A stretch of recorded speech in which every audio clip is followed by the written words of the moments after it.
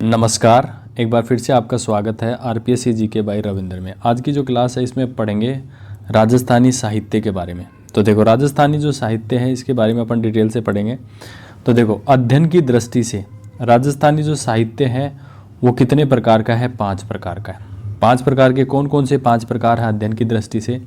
सबसे पहला अपन बात करते हैं जैन साहित्य, एक होता है चारण साहित्य, एक होता है संत साहित्य, एक ब्राह्मण साहित्य, एक लौकिक साहित्य।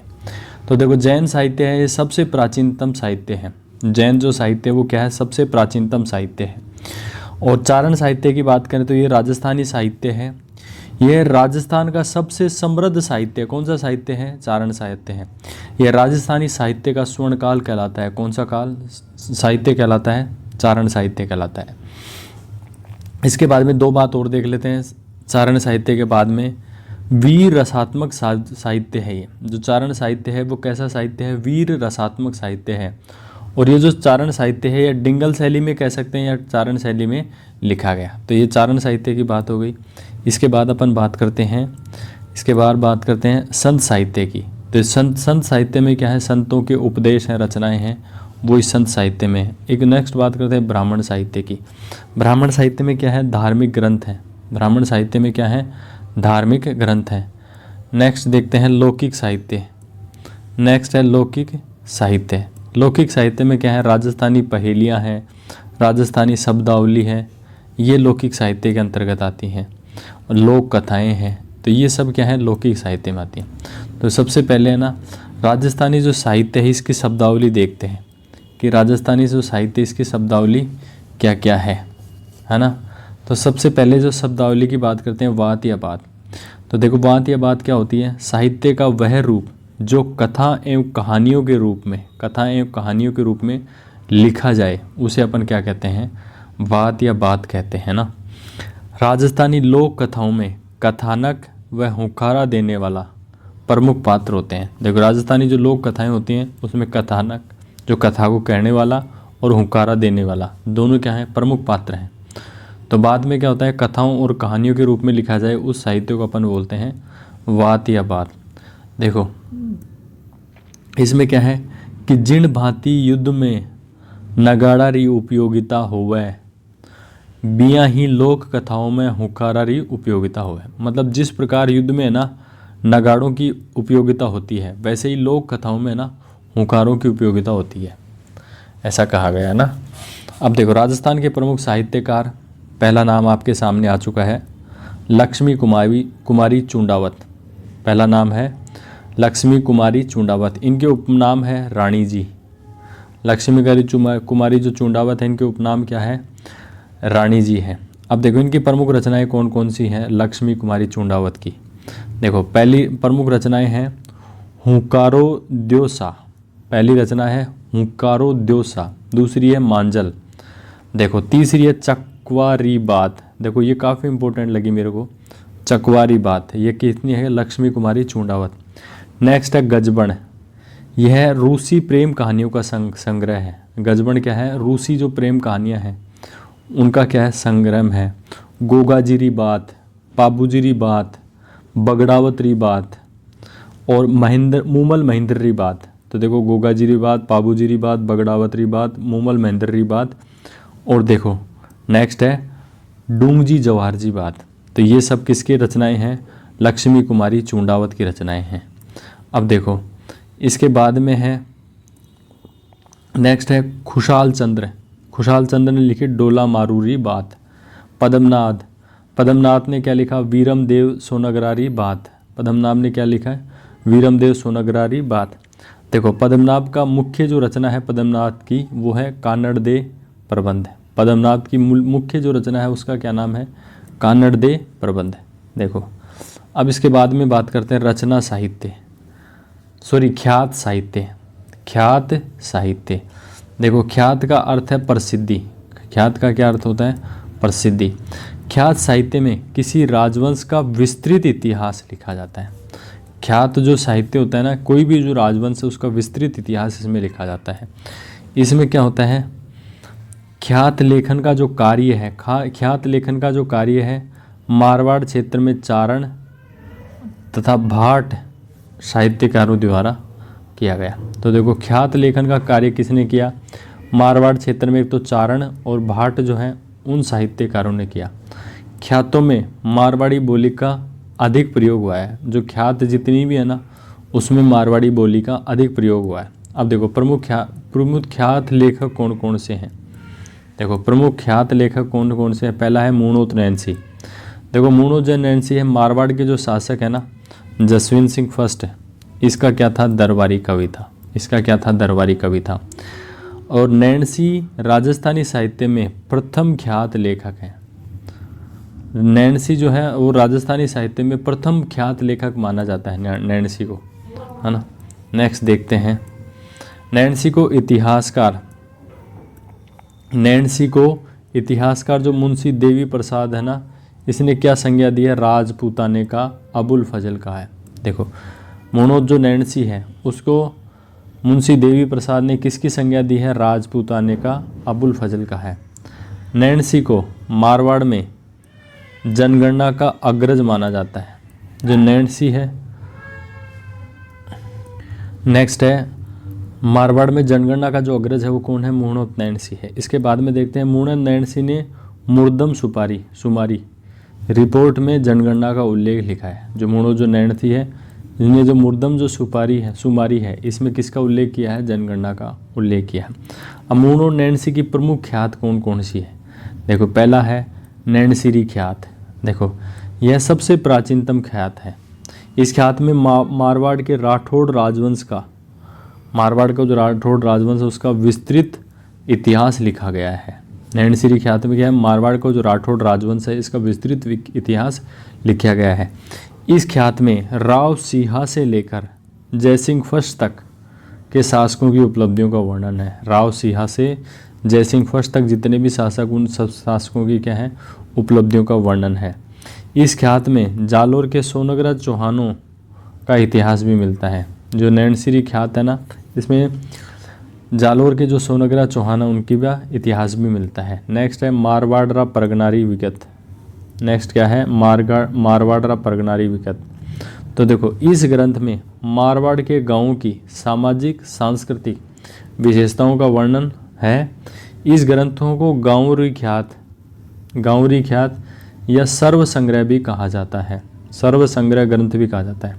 तो मारवाड़ जब परगनारी जो विगत है इस ग्रंथ में क्या है? मारवाड़ के जो गांव हैं उनकी सामाजिक सांस्कृतिक और सांस्कृतिक विशेषताओं का वर्णन है। इस ग्रंथ को क्या कहते हैं? गांवरू ख्यात भी कहते हैं। इस ग्रंथ को राजस्थान का गजेटियर भी कहते हैं। देखो मेन बातें देखते हैं। मारवाड़ जब परगना जीरो विगत है ना इसको क्या कहते हैं? राजस्थान का गजेटियर भी कहते हैं। इसमें देखो गाँवों की जो है ना राजस्थान के जो गाँव हैं मारवाड़ के उनकी सामाजिक और सांस्कृतिक विशेषताओं का इसमें वर्णन किया गया है। इस ग्रंथ को दूसरा नाम क्या है? गांवरू ख्यात भी कहा है या सर्व संग्रह ग्रंथ भी कहा जाता है। इसको राजस्थान का क्या कहा जाता है? गजेटियर भी कहा जाता है ना। नेक्स्ट चलते हैं बांकीदास आसिया। नेक्स्ट लेखक हैं बांकीदास आसिया। इसने कौन सी ख्यात लिखी? देखो ये जोधपुर के जो शासक है मानसिंह राठौड़। देखो इस बात को विशेष कोड करना है। जोधपुर के जो शासक है ना मानसिंह राठौड़ इनके क्या थे? दरबारी कवि थे बांकीदास। मानसिंह ने बांकीदास आसिया को लाख पसाव की उपाधि दी। देखो बांकीदास आसिया को मानसिंह ने किसकी उपाधि दी? लाख पसाव की उपाधि दी। अब देखो नोट लाख, देखो नेक्स्ट है करोड़ पसाव, लाख पसाव, हजार पसाव मारवाड़ के चारण कवियों को दिया जाने वाला सम्मान था। देखो जैसे करोड़ पसाव दे दिया किसी को, लाख पसाव दे दिया किसी को, हजार पसाव दिया। तो मारवाड़ के जो चारण जो कवि हैं उनको दिया जाने वाला सम्मान है। इन्हें मारवाड़ का बीरबल कहा जाता था। देखो जो बांकीदास है ना बांकीदास आसिया, इनको मारवाड़ का क्या कहा जाता था? मारवाड़ का बीरबल कहा जाता है ना। बांकीदास आसिया द्वारा प्रसिद्ध रीक है आयो अंग्रेज मुलक रे ऊपर। बांकीदास आसिया का प्रसिद्ध गीत कौन सा है? आयो अंग्रेज मुलक रे ऊपर। अब देखो इसकी प्रमुख रचनाएं हैं बांकीदास की। पहली है बांकीदासरी ख्यात। पहली रचना कौन सी है? बांकीदासरी ख्यात। देखो बांकीदासरी ख्यात में ना जोधपुर के राठौड़ों का इतिहास मिलता है। इस ख्यात में 2000 बातों का संग्रह है। कितनी बातों का संग्रह है? 2000 बातों का। इतिहासकार गौरीशंकर हीरानंद ओझा ने इस ख्यात को इतिहास का खजाना कहा है। इतिहासकार जो गौरीशंकर हीरानंद जो ओझा है ना, उन्होंने जो बाकीदास जो ख्यात है ना, इसको इतिहास का खजाना कहा है। क्या कहा है? इतिहास का। क्योंकि इसमें कितनी बातें हैं? 2000 बातें। इसमें क्या है? माँ जोधपुर के जो राठौड़ हैं उनका इतिहास इसमें मिलता है। हाँ, नेक्स्ट है अन्य जो रचनाएं हैं जो ख्यात हैं, उसमें है कुकवि बतीसी। सर्वप्रथम डिंगल शब्द का उल्लेख जो है इसी ग्रंथ में मिलता है। कुकवि बतीसी है ना, सबसे पहले है ना, इसी में डिंगल जो शब्द है ना उसका उल्लेख मिलता है। देखो नेक्स्ट है कायर बावनी, दातार बावनी, मान जासो मंडन, दूल्हा आयस देवनाथ जीरा, वशा वार्ता, ये सब क्या है? ख्यात हैं। देखो नेक्स्ट जो है ख्यात लेखक के प्रसिद्ध लेखक हैं दयालदास सिंडायच। ये बीकानेर के जो शासक है ना, रतन सिंह राठौड़ के क्या थे? दरबारी कवि थे। बीकानेर के जो शासक है ना दयालदास सिंडायच, किसके दरबारी कवि थे? बीकानेर के शासक रतन सिंह राठौड़ के क्या थे? दरबारी कवि थे। अब देखो दयालदास सिंडायच की सबसे पहली जो रचना है दयालदासरी ख्यात। दयालदासरी जो ख्यात है ना, इसके कितने भाग हैं? 2 भाग हैं। इस ख्यात के प्रथम भाग में जोधपुर के राठौड़ों की वंशावली है और दूसरे भाग में बीकानेर के जो राठौड़ हैं उनका इतिहास इसमें है। नेक्स्ट देखते हैं इस ख्यात के अनुसार बीकानेर को जो शासक है ना रतन सिंह को कन्यावध प्रथा पर रोक लगाने के लिए प्रयोग में महासम्मेलन करवाया था। तो देखो इस ख्यात जो है ना, कौन सी ख्यात की बात कर रहे हैं अपन? दयालदासरी ख्यात। इसमें क्या है? बीकानेर के जो शासक है ना रतन सिंह, इसने कन्यावध प्रथा पर रोक लगाने के लिए प्रयोग में महासम्मेलन करवाया था। एक प्रयोग किया था कि भैया है ना, यह ख्यात लेखन का अंतिम ग्रंथ था। देखो ये जो दयालदासरी जो ख्यात है ना, ये ख्यात जो लेखन का है ना अंतिम ग्रंथ है। इसके बाद में कोई ख्यात नहीं लिखी गई। अन्य रचनाएं हैं किसकी? हाँ, अन्य रचनाएं हैं दयालदास सिंडायच की। देखो अन्य रचनाएं कौन कौन सी हैं? अन्य रचनाओं में देखो जस रत्नाकर, करनी चरित्र, पवार वंश काव्य और ख्यात देश दर्पण, ये ख्यात है ना। नेक्स्ट देखते हैं मुंडियारी ख्यात। नेक्स्ट कौन सी ख्यात है? मुंडियारी ख्यात। इस ख्यात में जोधपुर के राठौड़ों का इतिहास मिलता है। मुंडियारी ख्यात में क्या मिलता है? जोधपुर के राठौड़ों का इतिहास मिलता है। इस ख्यात में मारवाड़ के शासक राव सिंहा से जसवंत सिंह फर्स्ट तक के शासकों की उपलब्धियां मिलती हैं। किस में मिलती है? मुंडियारी ख्यात में। यह ख्यात मुंडियार गांव नागौर के चारण कवियों द्वारा लिखी गई थी। तो ये जो मुंडियारी ख्यात है किसने लिखी है? मुंडियार गांव है नागौर में, वहाँ के जो चारण कवि हैं ना उन्होंने ये ख्यात लिखी थी। नेक्स्ट है भाटियोरी ख्यात। नेक्स्ट कौन सी ख्यात है? भाटियोरी ख्यात। जैसलमेर के जो भाटी राजवंश का इतिहास इसमें मिलता है। भाटियोरी ख्यात में क्या है? जैसलमेर के जो भाटी राजवंश है उसका इसमें इतिहास मिलता है, वो है। हाँ, नेक्स्ट ख्यात है वो है कवि राजारी ख्यात। इसमें क्या है? किशनगढ़ के जो राठौड़ों का जो इतिहास है वो किस में मिलता है? कवि राजारी ख्यात में मिलता है। नेक्स्ट चलते हैं रासो साहित्य। नेक्स्ट साहित्य कौन सा है? रासो साहित्य। रासो का अर्थ है वीरता, है ना, और चारण कवियों द्वारा रासो साहित्य लिखा गया है। तो किसके द्वारा लिखा है? चारण कवियों ने लिखा है। रासो का अर्थ होता है वीरता। अब देखो प्रमुख रासो ग्रंथ कौन कौन से हैं? प्रमुख रासो ग्रंथ कौन कौन से हैं? पहला है पृथ्वीराज रासो। लेखक कौन है? चंद्रवरदाई। इस ग्रंथ की जो रचना है वो कब हुई? रचना कब हुई? 12वीं शताब्दी में। देखो इसमें थोड़ा है ना, रचना कब हुई? 12वीं शताब्दी में। यह हिंदी का प्रथम महाकाव्य माना जाता है। जो पृथ्वीराज रासो है हिंदी का प्रथम महाकाव्य माना जाता है। पृथ्वीराज रासो कौन सी शैली में लिखा गया है? पिंगल शैली में लिखा गया है। कौन सी शैली में? पिंगल शैली में लिखा है। देखो पृथ्वीराज रासो है ना, इस ग्रंथ में 16,306 दोहे, 69 सर्ग और 68 प्रकार के छंद हैं। देखो जो पृथ्वीराज रासो है 16,306 तो दोहे हैं, 69 सर्ग हैं, 68 प्रकार के क्या हैं इसमें छंद हैं। इस ग्रंथ को चंद्रवरदाई के जो पुत्र हैं वो कोहन जलन इन्होंने पूरा किया था। जलन हथ दे चले गोरी नरप काज, इस ग्रंथ को किसने पूरा किया? इस ग्रंथ को किसने किया? जलन हद दे चले गोरी नरप काज। इस ग्रंथ में क्या है? राजपूतों की जो उत्पत्ति है वो अग्निकुंड अग्निवंशिया से बताई गई है। इसमें जो पृथ्वीराज रासो है इसमें क्या है कि राजपूतों की जो उत्पत्ति है वो किससे की बताई गई है? अग्निकुंड से या अग्निवंश से बताई गई है ना। इस ग्रंथ के अनुसार पृथ्वीराज जो थर्ड है, पृथ्वीराज चौहान थर्ड द्वारा शब्द बेदी बाण चलाकर मोहम्मद गोरी का क्या किया गया? वध किया गया। और इसमें एक प्रचलित दोहा है, कौन सा है? 4 बांस 24 गज, 4 बांस 24 गज अंगुल अष्ट प्रमाण, ता ऊपर सुल्तान है मत चूको चौहान। तो ये प्रसिद्ध दोहा इसी पृथ्वीराज चंद्रवरदाई द्वारा रचित पृथ्वीराज रासो में लिखा है। अब देखो चंद्रवरदाई के बारे में थोड़ा सा डिटेल से देख। चंद्रवरदाई था कौन? तो देखो इनका जो वास्तविक नाम था वो था पृथ्वी भट्ट। वास्तविक नाम क्या था? पृथ्वी भट्ट। जो पृथ्वीराज थर्ड है, पृथ्वीराज चौहान थर्ड के क्या थे? दरबारी कवि थे। चंद्रवरदाई को हिंदी का प्रथम महाकवि और छंदों का राजा माना जाता है। चंद्रवरदाई क्या था? हिंदी का प्रथम महाकवि और छंदों का क्या है? राजा माना जाता है। अन्य रचनाएं हैं इसकी ज्वाला स्तुति। चंद्रवरदाई की अन्य रचनाएं कौन कौन सी हैं? ज्वाला स्तुति। हाँ, नेक्स्ट चलते हैं बिसलदेव रासो। नेक्स्ट ग्रंथ कौन सा है? बिसलदेव रासो। इसके लेखक कौन है? नरपति नल। तो यह ग्रंथ अजमेर के जो चौहान शासक है ना विग्रहराज चतुर्थ या बिसलदेव तथा भोज परमार की जो पुत्री है ना राजमती के प्रेम प्रसंग पर आधारित है। देखो बिसलदेव रासो है, लेखक कौन है? नरपति नल है।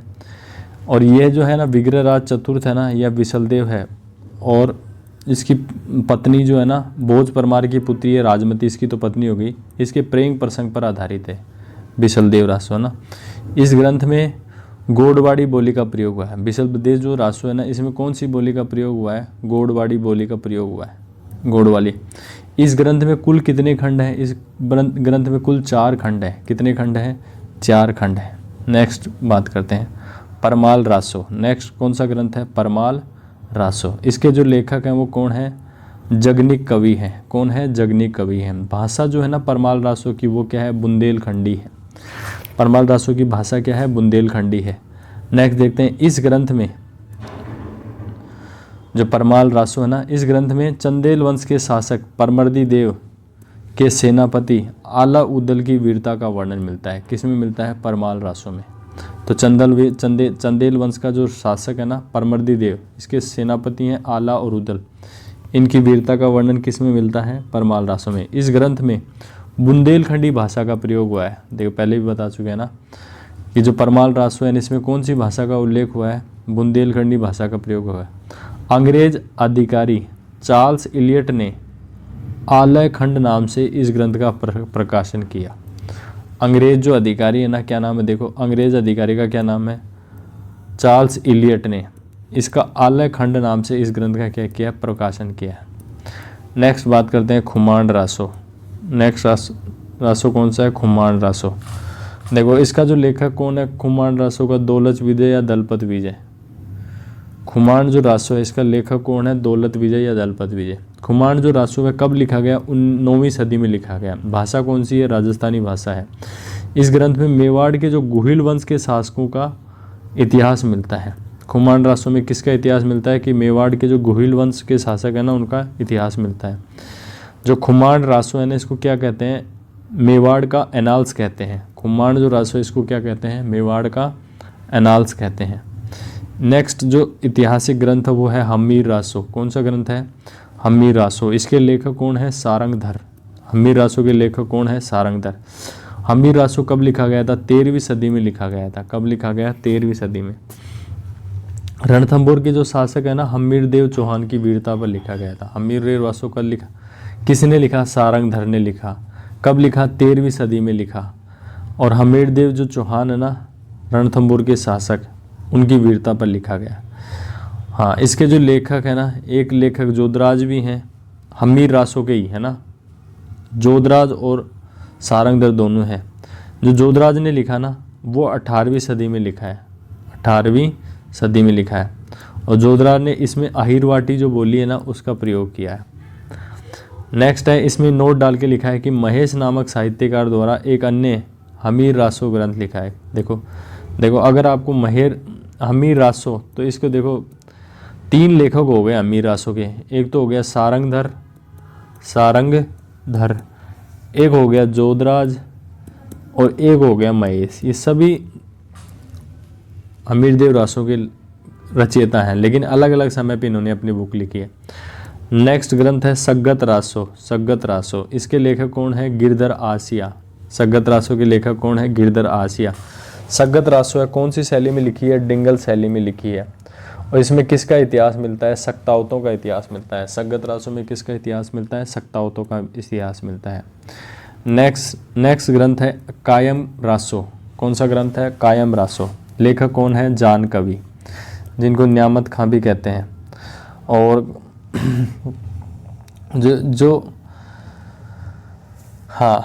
जान कवि फतेहपुर सीकर के क्या थे? शासक थे, है ना। कायम खानी जो जैसे कायम रासो है ना, इसके लेखक है जान कवि, न्यामत खां है। फतेहपुर सीकर के जो शासक हैं उनका इसमें इतिहास मिलता है ना। और जो ये कायम रासो है ना, इसमें कायम खानी जो मुसलमान है ना, इनका इतिहास मिलता है। और चौहानों की जो उत्पत्ति है उसका भी इसमें वर्णन मिलता है। किसमें? कायम रासो में। नेक्स्ट है प्रताप रासो।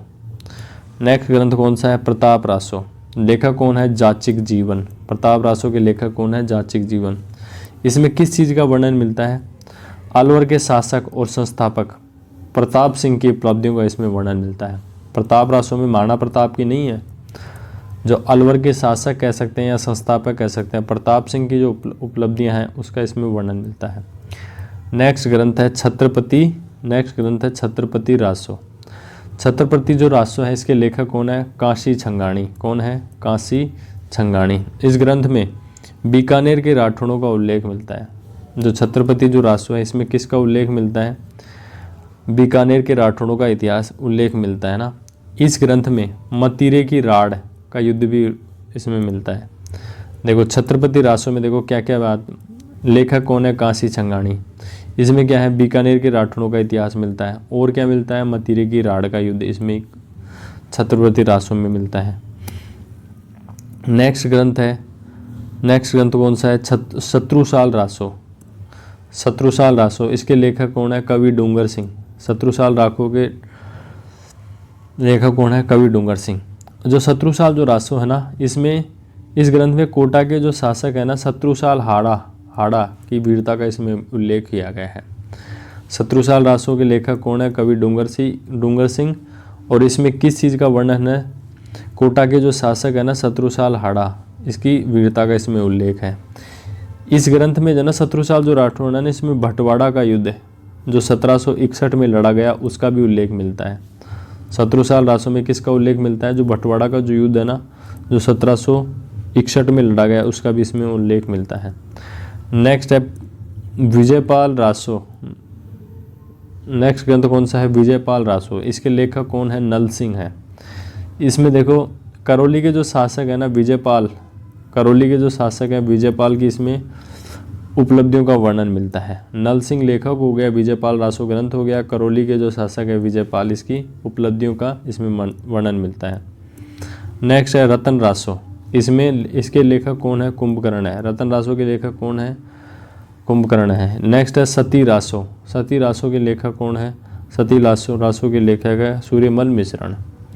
नेक्स्ट है राम रासो। इसके हैं माधोदास ददाड़िया। देखो राम रासो के लेखक कौन है? माधोदास ददाड़िया। सती रासो के सूर्यमल मिश्रण। रतन रासो के कुंभकर्ण। हाँ, नेक्स्ट और भी ग्रंथ छोटे छोटे। बुद्धि रासो, जाल कवि। बुद्धि रासो के लेखक कौन है? जाल कवि। मान रासो के लेखक कौन है? कवि नरोत्तम। एक है राणो रासो के लेखक कौन है? दयाल राम भी कह सकते हैं या कवि दयाल भी कह सकते हैं। राणो रासो के लेखक कौन है? दयाल राम या कवि दयाल भी कह सकते हैं। नेक्स्ट है दूल्हा, दूल्हा, हाँ दूहा, सॉरी दूहा नहीं, दूल्हा नहीं, दोहा। दूहा जो है दोहे राजस्थानी रूप है, दोहे का राजस्थान, सॉरी दूहा क्या है? दोहे का राजस्थानी रूप है ना। तो देखो जैसे हिंदी में दोहा बोलते हैं, उसी को राजस्थानी रूप क्या हो जाएगा? दूहा। तो इसका राजस्थानी रूप हो गया। अब देखो बहुत ही फेमस है डोला मारूरा दूहा, डोला मारूरा दूहा, इसके लेखक है कवि कल्लोल। डोला मारूरा दूहा के लेखक कौन है? कवि कल्लोल। एक है गंगाजीरा दूहा, गंगा जी, इसके लेखक है पृथ्वीराज राठौड़। गंगाजीरा दूहा के लेखक कौन है? पृथ्वीराज राठौड़। चलक नेसीरा दूहा, चलक नेसीरा दूहा, इसके लेखक कौन है? दुर्सा आड़ा। चलक नेसीरा दूहा, इसके लेखक कौन है? दुर्सा आड़ा। नेक्स्ट है वीरमदेव सोलंकीरा दूहा, दूहा, इसके लेखक है दुर्सा आड़ा। चलक नेसीरा दूहा, इसके लेखक हैं दुर्सा आड़ा, इसके भी दुर्सा आड़ा ही है। गंगाजीरा दूहा, इसके लेखक है पृथ्वीराज राठौड़। डोला मारूरा दूहा, कवि कल्लोल, है ना, ये है। नेक्स्ट है पवाड़ा या पवाड़े। देखो पवाड़ा या पवाड़े क्या होता है?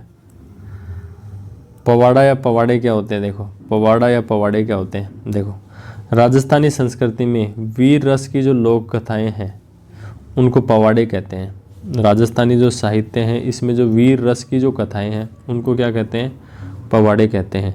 जैसे पाबूजी गोगा जी के पवाड़े, किसके किसके पवाड़े हो गए? पाबूजी के पवाड़े, गोगा जी के पवाड़े। नेक्स्ट है चौमासा। नेक्स्ट कौन सा है? चौमासा। देखो इस साहित्य में चौमासा क्या है? देखो चौमासा साहित्य में वर्षा ऋतु के 4 महीनों का उल्लेख होता है। चौमासा क्या है? जैसे नाम से पता चल रहा है, इसमें वर्षा ऋतु के जो 4 महीने हैं उसका उल्लेख मिलता है। राजस्थानी संस्कृति में चौमासा गीत भी गाए जाते हैं। राजस्थानी जो संस्कृति इसमें कौन से गीत गाए जाते हैं? चौमासा गीत। एक आता है 12 मासा, 12 मासा का नाम से पता चल रहा है 12 महीने के लिए है ना। साहित्य में 12 महीनों का उल्लेख होता है। इस प्रकार का जो साहित्य होता है इसमें 12 महीनों का उल्लेख होता है। इसकी शुरुआत कहाँ से होती है? आषाढ़ के महीने से होती है। 12 मासा की शुरुआत कहाँ से होती है? आषाढ़ के महीने से, है ना। नेक्स्ट है आड़ी या हाड़ी। नेक्स्ट है आड़ी या हाड़ी। तो देखो राजस्थान की संस्कृति में प्रचलित पहेलियों को आड़ी कहा जाता है। राजस्थान की संस्कृति में जो पहेलियाँ हैं ना उनको क्या कहते हैं? आड़ी कहा जाता है ना। नेक्स्ट है वचनिका। नेक्स्ट बात करते हैं आड़ी या हाड़ी के। देखो आड़ी या हाड़ी क्या होती है? राजस्थान की संस्कृति में प्रचलित पहेलियों को, जो पहेलियाँ हैं उनको क्या कहा जाता है? आड़ी कहा जाता है। तो राजस्थान की जो संस्कृति में है इसमें प्रचलित जो पहेलियाँ हैं उसको आड़ी कहा जाता है। अब देखो कौन कौन सी आड़ियाँ। एक है वचनिका। नेक्स्ट है वचनिका। वचनिका क्या होती है? इस प्रकार के साहित्य में किसी भी शासक की वीरता, वैभव और उसकी उपलब्धियों का वर्णन किया जाता है। वचनिका में क्या किया जाता है कि कोई भी शासक उसकी वीरता, वैभव और उपलब्धियों का क्या किया जाता है? वर्णन किया जाता है। जो वचनिका जो होती है ना, ये गद्य और पद्य का क्या होती है? मिश्रित साहित्य होती है। वचनिका क्या होती है? गद्य और पद्य का क्या होती है? मिश्रित साहित्य होती है। गद्य और पद्य का जो मिश्रण है उस शैली को क्या बोलते हैं? चंपू शैली बोलते हैं। क्या बोलते हैं? चंपू शैली बोलते हैं। अब देखो कौन कौन सी वचनिकाएं हैं। पहली वचनिका है अचलदास खींचीरी वचनिका। देखो ये किसने लिखी? शिवदास गार्डन ने। देखो बहुत अच्छा इंपॉर्टेंट है। अचलदास खींचीरी वचनिका किसने लिखी? शिवदास गार्डन ने। शैली कौन सी है? डिंगल शैली में लिखी गई है। इस ग्रंथ में गागरोन के जो शासक है अचलदास खींची की वीरता का वर्णन किया गया है। तो अचलदास खींचीरी वचनिका किसने लिखी? शिवदास गार्डन ने। शैली कौन सी है? डिंगल शैली है। और इस अचलदास खींचीरी वचनिका में गागरोन के जो शासक हैं अचलदास खींची, इसकी वीरता का क्या है? वर्णन है। नेक्स्ट देखते हैं। इस ग्रंथ में अचलदास खींची तथा मांडू एमपी के सुल्तान होशंग शाह, जिसका अन्य नाम है अल्प खां गोरी, के मध्य युद्ध का वर्णन मिलता है। अचलदास जो खींची है ना, इसमें किसका वर्णन मिलता है? अचलदास खींची जो गागरोन के शासक है, और मांडू एमपी के जो सुल्तान है होशंग शाह, जिसको अल्प का गोरी भी कहा है, के मध्य युद्ध का इसमें वर्णन मिलता है। 1423 में, नेक्स्ट है 1423 में अचलदास खींची के काल में गागरोन का पहला साका हुआ, जिसका उल्लेख इस ग्रंथ में मिलता है। देखो सबसे पहले तो आपको डेट ध्यान रखनी है, 1423 में। 1423 में क्या होता है? जब अचलदास खींची गागरोन का शासक था, उस समय क्या होता है? गागरोन में पहला साका होता है, जिसका उल्लेख किस में है? इस अचलदास खींची वचनिका में है, जिसको लिखा किसने? शिवदास गार्डन ने। हाँ, नेक्स्ट बात करते हैं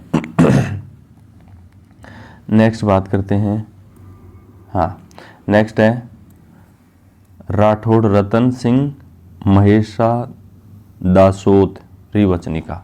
देखो राठौड़ रतन सिंह महेशा दासोत वचनिका, इसको किसने लिखा? जग्गा खिड़िया ने लिखा। राठौड़ रतन सिंह महेशा दास वचनिका को किसने लिखा? जग्गा खिड़िया ने लिखा। इस ग्रंथ में रतलाम के जो शासक है ना राठौड़ रतन सिंह की वीरता का वर्णन किया गया है। तो देखो राठौड़ रतन सिंह महेशा दासोत वचनिका में किसने लिखा? जग्गा खिड़िया ने लिखा। और इसमें रतलाम के जो शासक है ना राठौड़ रतन सिंह की वीरता का इसमें वर्णन किया गया है।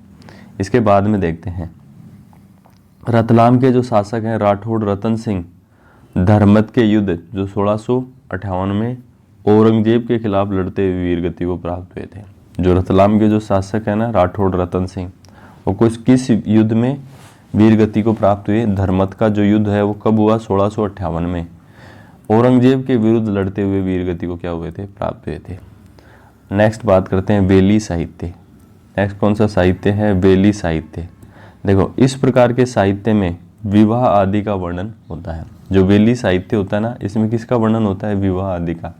यह धार्मिक तथा ऐतिहासिक साहित्य होता है। वेली साहित्य कैसा होता है? धार्मिक भी होता है, ऐतिहासिक साहित्य होता है। इसकी शैली क्या है? डिंगल शैली है। शैली क्या है? डिंगल शैली है। तो इसमें देखो साहित्य में विवाह आदि का वर्णन होता है, धार्मिक और ऐतिहासिक दोनों होता है ये। और इसमें कौन सी शैली काम में ली जाती है? डिंगल शैली काम में ली जाती है।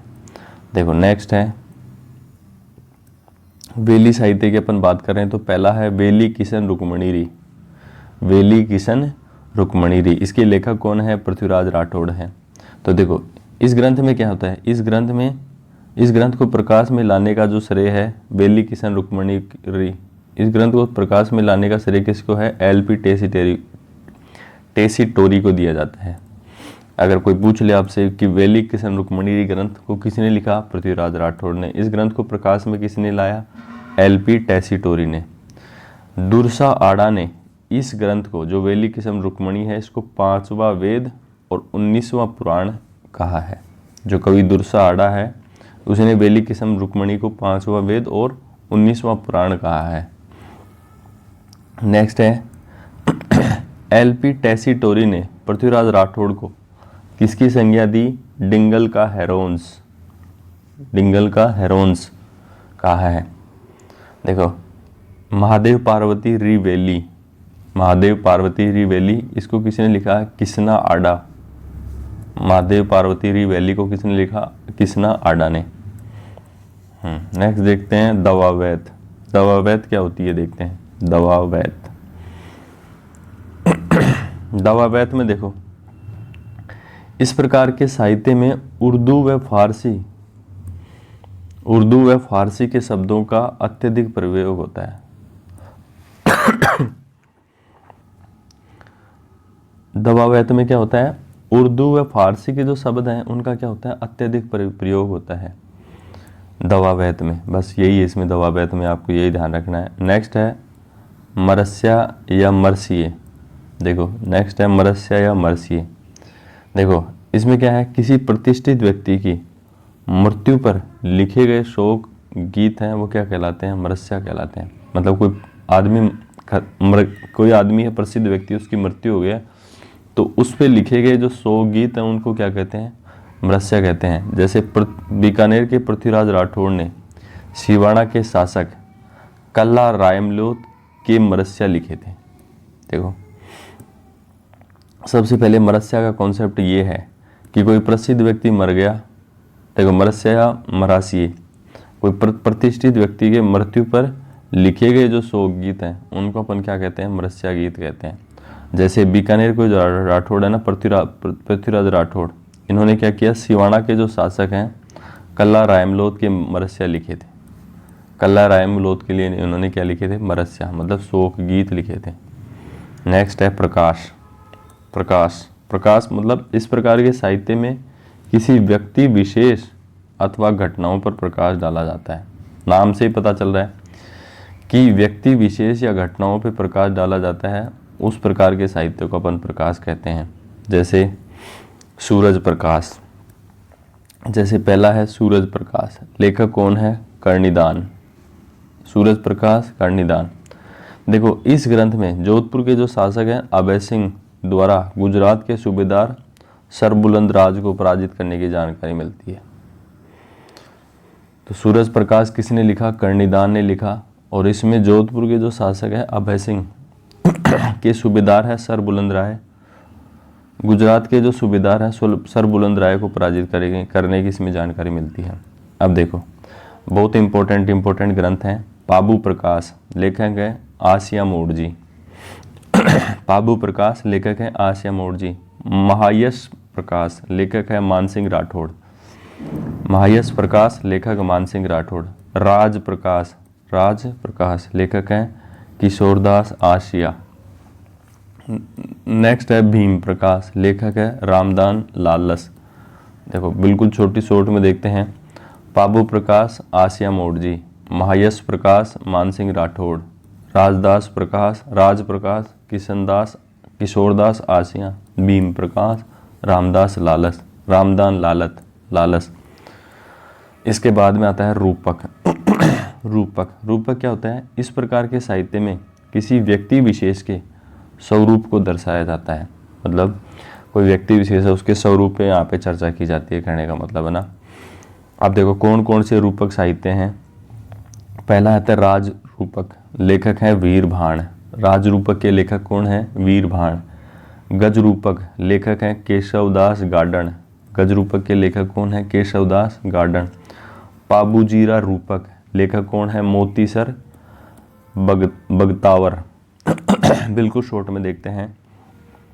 सबसे पहला आता है राज रूपक, लेखक कौन है, वीर भाण। गज रूपक लेखक कौन है, किशोरदास गार्डन। पाबूजीरा रूपक लेखक है मोतीसर बगतावर। हाँ, नेक्स्ट साहित्य मिलता है पर्ची। नेक्स्ट साहित्य कौन सा है, पर्ची। देखो, इस प्रकार के साहित्य में संतों के जीवन का वर्णन मिलता है। जो पर्ची जो साहित्य है ना, इसमें किसका वर्णन मिलता है, संतों के जीवन का मिलता है। जैसे संत धन्नारी पर्ची, संत रैदासरी पर्ची, संत मीराबाईरी पर्ची। तो पर्ची साहित्य में संतों का जो जीवन उसके बारे में मिलता है। संत धन्नारी पर्ची, संत रैदासरी पर्ची, मीराबाईरी पर्ची। अब अपन बात करते हैं प्रमुख साहित्यकार, है ना। तो सबसे पहला साहित्यकार अपना सूर्यमल मिश्रण। देखो, सूर्यमल मिश्रण के बारे में पूरा डिटेल लेते हैं। सूर्यमल मिश्रण जन्म कब होता है, जन्म होता है 1815 में हरना गांव बूंदे में। जन्म कब होता है, 1815 में हरना गांव बूंदी में। इनके पिता का नाम है चरणीदान। पिता का नाम क्या है, चरणीदान। माता है भवानीबाई। वास्तविक नाम है इनका सूरजमल। सूर्यमल मिश्रण का वास्तविक नाम क्या है, सूरजमल। तो देखो, ये बूंदी के जो हाड़ा शासक है ना, राम सिंह हाड़ा, बूंदी के शासक राम सिंह हाड़ा के क्या थे, दरबारी कवि थे। और ये राजस्थान के राज्य कवि भी हैं। सूर्यमल जो मिश्रण है राजस्थान के क्या हैं, राज्य कवि हैं। तो देखो, सूर्यमल मिश्रण के बारे में बिल्कुल शॉर्ट से 1815 में हरनागांव बूंदी में इनका जन्म होता है। पिता का नाम है चरणीदान, माता का नाम है भवानीबाई, वास्तविक नाम है सूरजमल। बूंदी के जो शासक है ना, राम सिंह हाड़ा, इनके क्या थे, दरबारी कवि थे। राजस्थान के राज्य कवि भी हैं ये, है ना। नेक्स्ट चलते हैं। देखो, इन्हें वीर रसावतार कहा जाता है। सूर्यमल मिश्रण को क्या कहा जाता है, वीर रसावतार कहा जाता है। और इन्हें 1857 की क्रांति का कवि भी कहा जाता है। सूर्यमल मिश्रण को 1857 है उसकी क्रांति का भी कवि कहा जाता है। इन्हें पुनर्जागरण के पुरोधा कवि कहा जाता है। सूर्यमल मिश्रण को क्या कहा जाता है? पुनर्जागरण के पुरोधा कवि कहा जाता है। जो सूर्यमल मिश्रण है इनकी रचनाओं में कौन सी बोली का प्रयोग हुआ है? हाड़ौती बोली का प्रयोग हुआ है। अब सूर्यमल मिश्रण की प्रमुख रचनाओं की अपन बात करते हैं। उसमें पहले है वंश भास्कर। पहला कौन सा है? वंश भास्कर। पहली रचना कौन सी है? वंश भास्कर। इस ग्रंथ में बूंदी के जो हाड़ा राजवंश है उसका विस्तृत इतिहास इसमें मिलता है वंश भास्कर में। 19वीं शताब्दी का महाभारत कहा जाता है। वंश भास्कर को 19वीं जो शताब्दी है ना उसका महाभारत कहा जाता है। इस ग्रंथ को सूर्यमल मिश्रण के दत्तक पुत्र मुरलीधर ने पूर्ण किया था। देखो सीधी सी बात है, सबसे पहले सूर्य वंश भास्कर है। बूंदी के जो हाड़ा राजवंश है उसका इसमें विस्तृत इतिहास मिलता है। 19वीं शताब्दी का महाभारत भी इसको कहा जाता है वंश भास्कर को। और इस सूर्यमल मिश्रण के जो वंश भास्कर है इसको पूरा किसने किया? सूर्यमल मिश्रण है, उसके दत्तक पुत्र है मुरलीधर, उसने इसको पूरा किया। हाँ जी। नेक्स्ट ग्रंथ है वो है वीर सतसई। नेक्स्ट ग्रंथ कौन सा है? वीर सतसई। इस ग्रंथ में 1857 की जो क्रांति है इसका वर्णन मिलता है। इसमें कुल 288 दोहे हैं। कितने दोहे हैं? वीर सतसई में 288 दोहा है। वीर सतसई का एक प्रसिद्ध दोहा है कि ईला न देनी आपनी हालरियो हुलराय, कि पूत सिखावे पालने मरण बढ़ाई माए। मतलब अपनी जो धरती है ना वो नहीं देनी है दुश्मनों को। ये प्रसिद्ध दोहा है वीर सतसई का। अब देखो सूर्यमल मिश्रण की जो अन्य प्रमुख जो रचनाएं हैं वो कौन सी हैं? छंदमयूख, छंदमयूख, धातु रूपावली, छंदमयूख, धातु रूपावली, बलवंत विलास, राम रंजाट और सती रासो। देखो बहुत अच्छे अच्छे ग्रंथ हैं। कौन कौन से? देखो सबसे पहले याद रखना है छंदमयूख, धातु रूपावली, बलवंत विलास, राम रंजाट और सती रासो। ये सूर्यमल मिश्रण के प्रसिद्ध ग्रंथ हैं। नेक्स्ट कवि की बात करते हैं, ईसरदास बारट। नेक्स्ट इतिहासकार कौन? नेक्स्ट कवि कौन है? ईसरदास बारट। इनका जन्म कहाँ होता है? भादरेस बीकानेर बाड़मेर में इनका जन्म होता है। यह जोधपुर के शासक राव मालदेव के क्या थे? दरबारी कवि थे। ईसरदास बारट क्या थे? जो जोधपुर के शासक है ना मालदेव, इनके क्या थे? दरबारी कवि थे। इनको उपाधि किसकी उपाधि ली इन्होंने? ईसरा परमेसरा।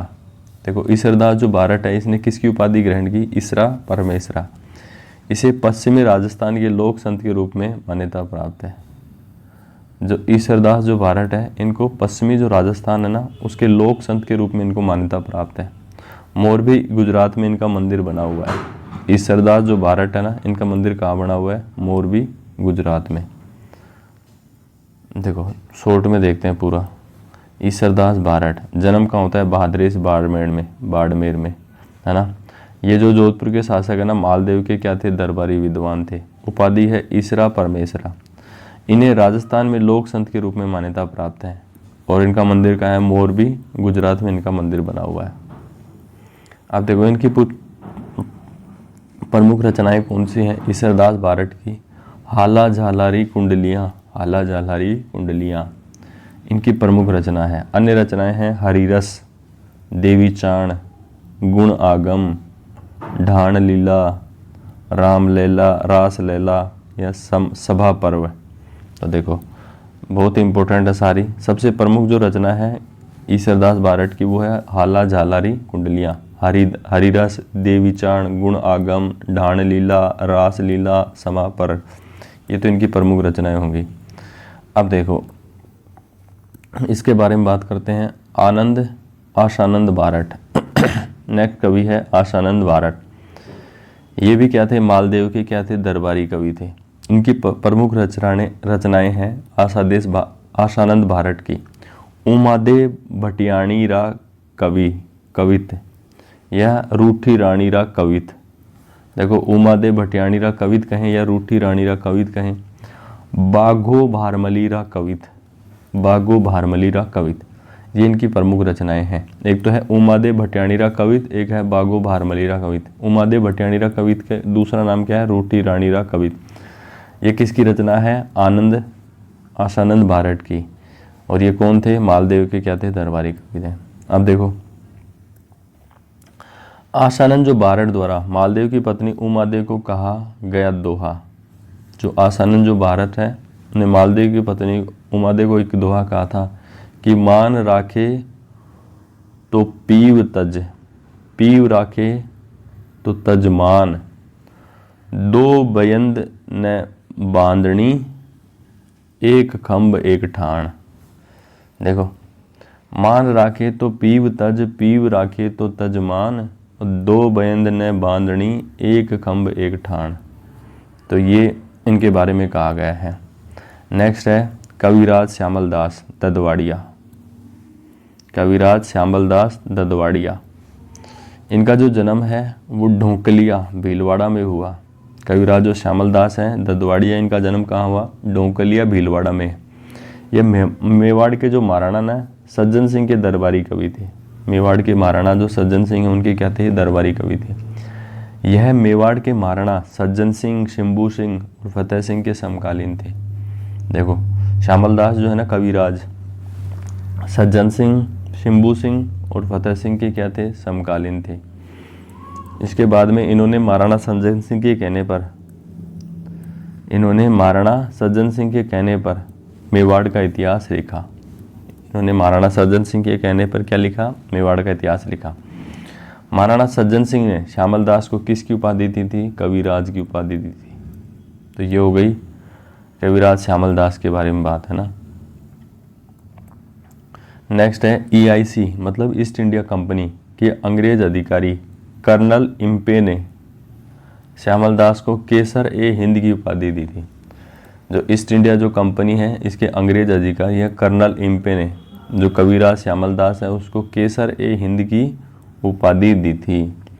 अब देखो, कविराज श्यामल दास की देखो प्रमुख रचनाएं कौन कौन सी हैं। पहला है वीर विनोद, इसमें कुल 5 खंड हैं। वीर विनोद है, इसमें मेवाड़ का जो इतिहास आपको देखने को मिलता है। हाँ, नेक्स्ट है कवि कुल दीपंग प्रकाश। देखिए, दूसरी रचना है कविराज श्यामल दास की। पहली है वीर विनोद जिसमें कुल 5 खंड है और इसमें मेवाड़ का इतिहास देखने को मिलता है। और कवि कुल दीपंग प्रकाश, तो इसमें देखो इस ग्रंथ में डोड परमार वंश का इतिहास मिलता है। ये भी श्यामल दास की रचना है। और ये जो कवि कुल दीपंग, हाँ नेक्स्ट है पृथ्वीराज रासो की नवीनता, मतलब नए शरीर से पृथ्वीराज रासो इन्होंने लिखा था। हाँ, कविराज जो श्यामल दास है ना, इन्होंने गोसुंडी जो शिलालेख है उसकी खोज की थी। गोसुंडी जो शिलालेख है उसकी खोज किसने की थी? कविराज श्यामल दास ने। देखो, नेक्स्ट है पृथ्वीराज राठौड़। नेक्स्ट कवि कौन है? पृथ्वीराज राठौड़। देखो, ये बीकानेर के जो शासक है ना कल्याणमल के पुत्र थे। बीकानेर के जो शासक थे ना कल्याणमल, उनके पुत्र थे पृथ्वीराज राठौड़। 1570 में नागौर दरबार के समय पृथ्वीराज राठौड़ अकबर के दरबारी कवि नियुक्त हुए थे।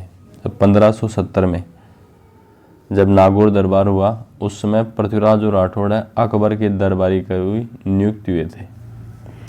अकबर ने पृथ्वीराज राठौड़ को किसकी जागीर दी थी? गागरोन की जागीर सौंपी थी, है ना। इन्हें राजस्थानी साहित्य में पीथल कहा जाता है। पृथ्वीराज राठौड़ को पीथल कहा जाता है। और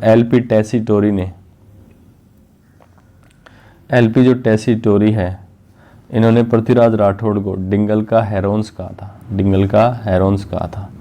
तो ये सारी बातें हो गई पृथ्वीराज राठौड़ की।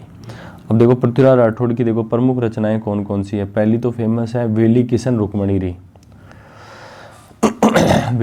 रुक्मणी री। दूसरा है गंगा लहरी। तीसरी है दसम भागवतरा दूहा। चौथा है गंगा जीरा दूहा। पांचवा है कल्ला रायमलोत्री कुंडलिया। और छठा है कल्ला रायमलोत्रा मरसिया। तो देखो, वेली किशन रुक्मणी री, गंगा लहरी, दसम भागवतरा दूहा, गंगा जीरा दूहा, कल्ला रायमलोत्री कुंडलिया और कल्ला रायमलोत का मरसिया। तो ये सब किसकी रचनाएं हैं? ये सब रचनाएं हैं पृथ्वीराज राठौड़ की। देखो राणा प्रताप की मृत्यु पर पृथ्वीराज द्वारा कहा गया दुआ, मतलब जब महाराणा प्रताप की मृत्यु हुई तो पृथ्वीराज राठौड़ ने कौन सा दुआ कहा था?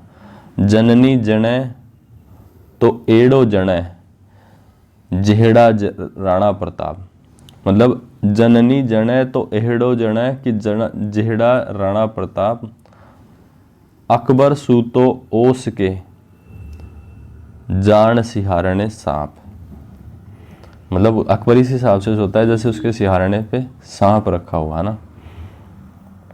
देखो बहुत अच्छी कविता है, दोहा है सॉरी, है ना, कि जननी जने तो एड़ो जने कि जेड़ा जना राणा प्रताप, अकबर सूतो ओस के जान सिहारने सांप। तो ये हो गई। नेक्स्ट कवि है कवि दुर्सा आड़ा। नेक्स्ट कवि कौन सी है? कवि दुर्सा आड़ा। यह सिरोही के शासक हैं सुल्तान देवड़ा और मुगल शासक अकबर के दरबारी कवि थे। दुर्सा आड़ा कौन थे? जो सिरोही के जो शासक है ना सुल्तान देवड़ा और मुगल शासक है अकबर के क्या थे? दरबारी कवि थे। अब देखो इन्होंने कौन कौन सी प्रमुख रचनाएं लिखी कवि दुर्सा आड़ा ने। देखो इनकी प्रमुख रचनाएं हैं, इनकी प्रमुख विरुद्ध छतहरी, इसमें प्रताप की वीरता पर है ये। कीर्तार बावनी, वीरमदेव सोलंकी रा दूहा, समर देवड़ा रो छंद, नेक्स्ट है माताजी रा दूहा, और उससे नेक्स्ट है कुमार अजाजी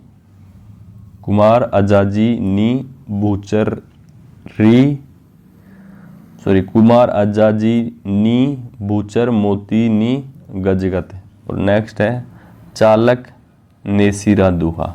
तो ये किसकी है? कवि दुर्सा आड़ा की रचनाएं हैं। तो देखो कवि दुर्सा आड़ा के विरुद्ध छतरी, राणा प्रताप की वीरता, कीर्तार बावनी, वीरमदेव सोलंकी रा दूहा, समर देवड़ा रो छंद, माताजीरा दूहा, कुमार अजाजीरी भूचर मोतीरी गजगत, है ना ये, और है चालाक नेसीरा दूहा। तो ये सब कवि दुर्सा जो आड़ा है ना, कवि दुर्सा जो आड़ा है ना, इसकी रचनाएं हैं। इसके बाद में सिरोही के अचलेश्वर मंदिर में दुर्सा आड़ा की पीतल की मूर्ति लगी हुई है। सिरोही का जो अचलेश्वर महादेव जो मंदिर है ना, उसमें दुर्सा आड़ा की कैसी मूर्ति लगी हुई है? पीतल की मूर्ति लगी हुई है। नेक्स्ट कवि है चंद्रशेखर। नेक्स्ट कवि कौन सा है? चंद्रशेखर। ये बूंदी के जो शासक है ना सुरजन हाड़ा के क्या था? दरबारी कवि था। तो चंद्रशेखर कौन था? बूंदी के जो शासक है सुरजन हाड़ा का दरबारी कवि था। इन्होंने दो ही रचनाएं लिखी, सुरजन चरित्र और हमीर हट। सुरजन चरित्र और हमीर हट के लेखक कौन है? चंद्रशेखर है ना। नेक्स्ट कवि की बात करते हैं गार्डन पसाईत। गार्डन जो पसाईत है ये कौन है? राव जोधा के दरबारी कवि थे। गार्डन पसाईत कौन थे? राव जोधा थे ना, इनके क्या थे? दरबारी कवि थे। इनकी प्रमुख रचनाएं कौन सी है? गुण जोधायन। तो गार्डन पसायत कौन थे? राव जोधा के दरबारी कवि थे। दोबारा से देखते हैं, देखो गार्डन पसायत कौन थे? जो राव जोधा है ना, इसके दरबारी कवि थे। और इनकी रचनाएं कौन सी है? गुण जोधायन इनकी रचना है। नेक्स्ट कवि है श्रीधर व्यास। नेक्स्ट कवि कौन सा है? श्रीधर व्यास।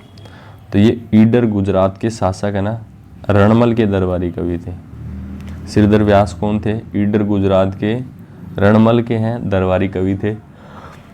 इनकी रचना कौन सी है? रणमल से देखो श्रीधर व्यास की रचना कौन सी है? रणमल छंद। देखो रणमल तथा पाटन गुजरात के सूबेदार जफर खां के मध्य हुए युद्ध का इसमें वर्णन मिलता है। देखो इसमें रणमल छंद क्या है कि इसमें रणमल और पाटन गुजरात के जो सूबेदार है ना जफर खां, उनके मध्य जो युद्ध होता है उसमें रणमल छंद में इसका वर्णन मिलता है ना। नेक्स्ट है शंकरदान सामोर। नेक्स्ट कौन सा है? शंकरदान सामोर। तो देखो 1857 की क्रांति के समय के प्रसिद्ध कवि थे। शंकरदान जो सामोर है 1857 की जो क्रांति है ना, उसके प्रसिद्ध कवि थे। इन्होंने अंग्रेजों को मुल्क रा मीठा ठग कहा है। शंकरदास जो सांभोर है, इन्होंने अंग्रेजों को क्या कहा है? मुल्क रा मीठा ठग कहा है। अब देखो इनकी प्रमुख रचनाएं कौन सी हैं? शक्ति सूजत, बगतरो बायरो, देश दर्पण और साकेत शतक। हाँ जी,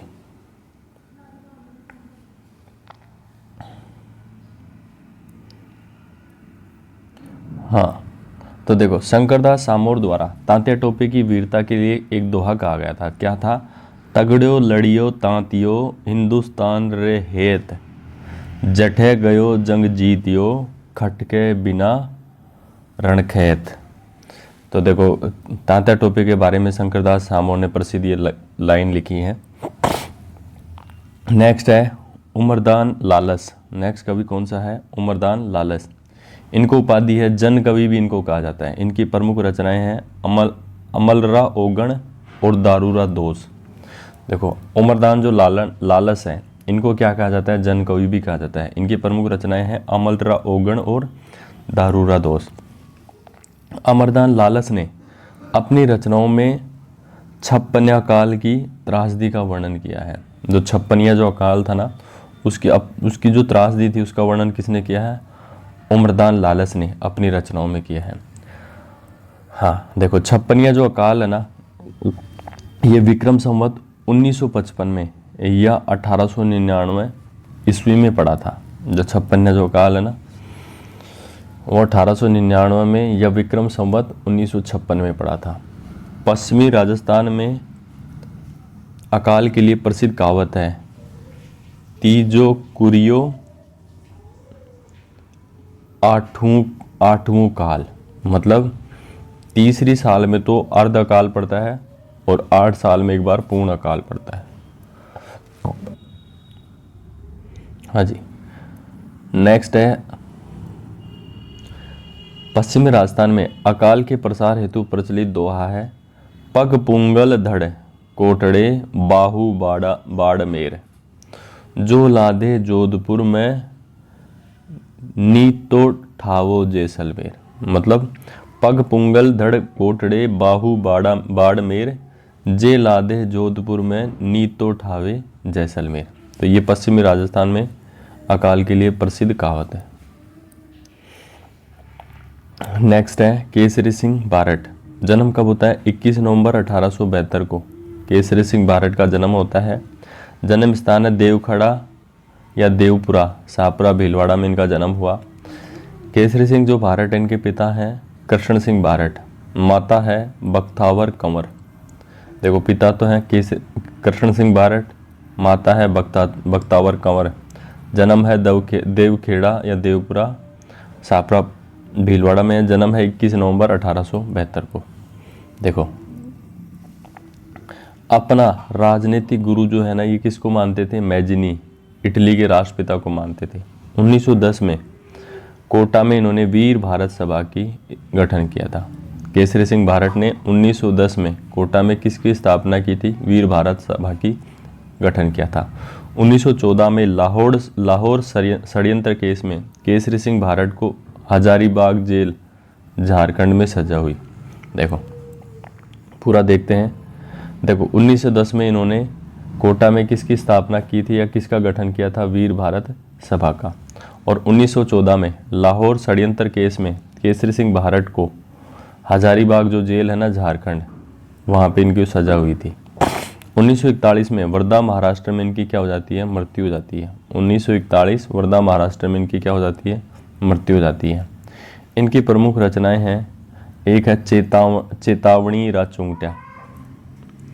केसरी सिंह जो बारट है इनकी प्रमुख रचना क्या है? चेतावनी रा चुंगट्या। इनमें कुल 13 सोरठे हैं। कितने सोरठे हैं? 13 सोरठे हैं। अब देखो ये कब लिखे? यह मेवाड़ के जो महाराणा है ना फतेह सिंह को दिल्ली दरबार 1903 में जाने से रोकने के लिए लिखा गया था।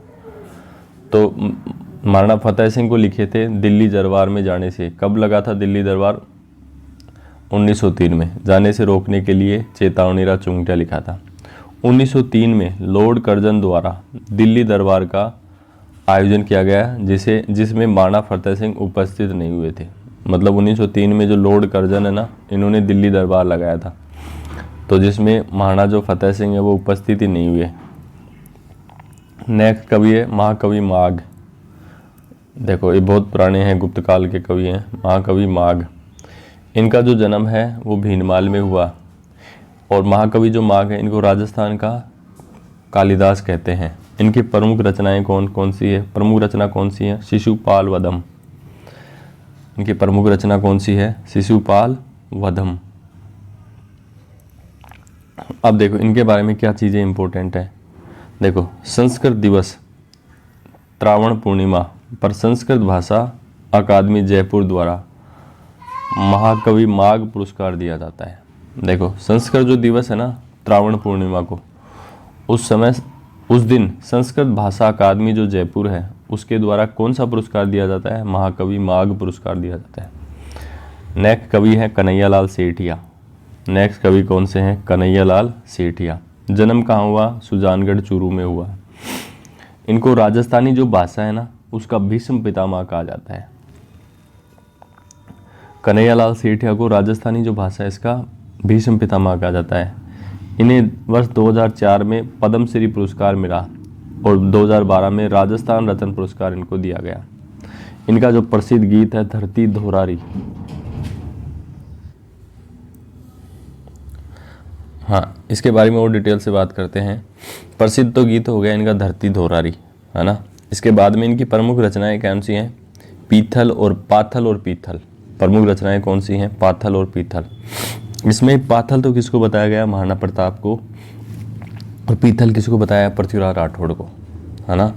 और कविताएं और इसकी रचनाएं देखते हैं। देखो पहली तो है पाथल और पीथल, दूसरी है मायड्रो हेलो, दूसरी है मायड्रो हेलो, तीसरी है शबद, चौथी है लीलटांस, पांचवी है सतवाणी और छठी है रमणीय रसोठा, सातवीं है घर कूंचा घर मंजला, धर कूंचा धर मंजला, आठवीं है डीठ और नौवीं है लीकल कोलिया, लीक लिकोलिया, लीकला कोलिया अपन कह सकते हैं, और 10वीं है मीझर।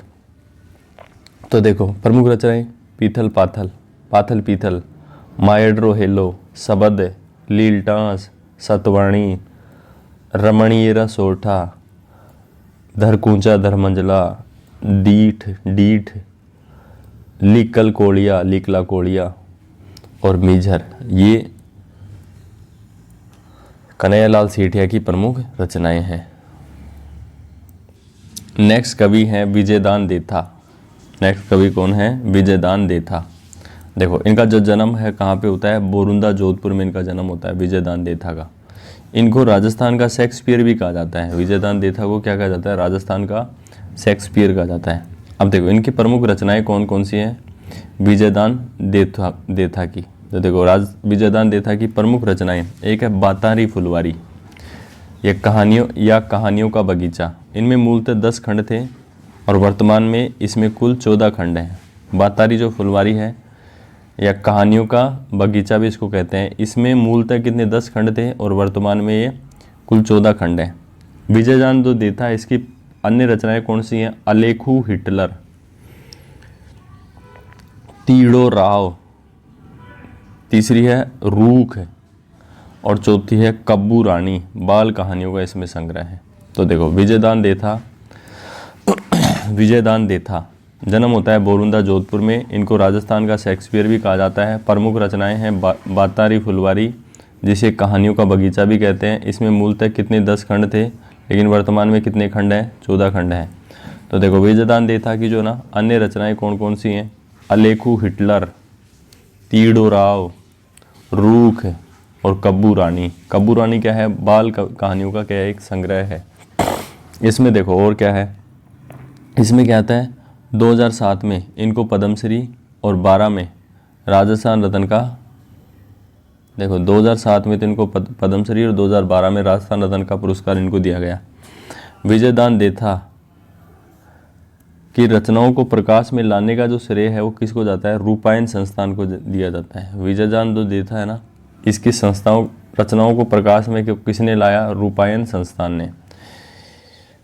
इनका उपनाम जो है ना विजयदान देथा का, इनका उपनाम क्या है? बिज्जी है, बिज्जी। इनका उपनाम क्या है? बिज्जी है। देखो नेक्स्ट बात करते हैं विजयदान देथा की रचनाओं पर निर्मित प्रमुख भारतीय फिल्में। जो विजयदान देथा है ना, इसकी रचनाओं पर निर्मित कौन कौन सी भारतीय फिल्में हैं?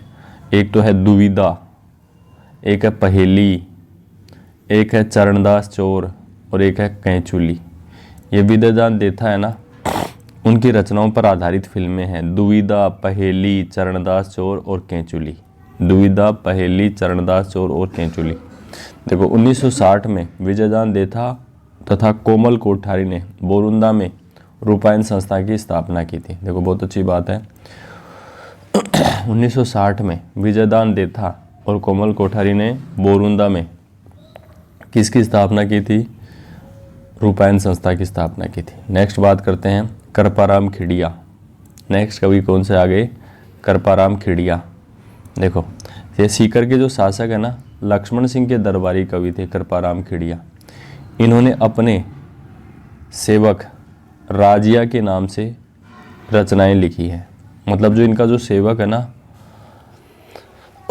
उसके नाम से इन्होंने रचनाएं लिखी हैं। प्रमुख रचना है राजियारा सोठा। यह मारवाड़ी बोली में है। जो राजियारा जो सोठा है किसने लिखी है?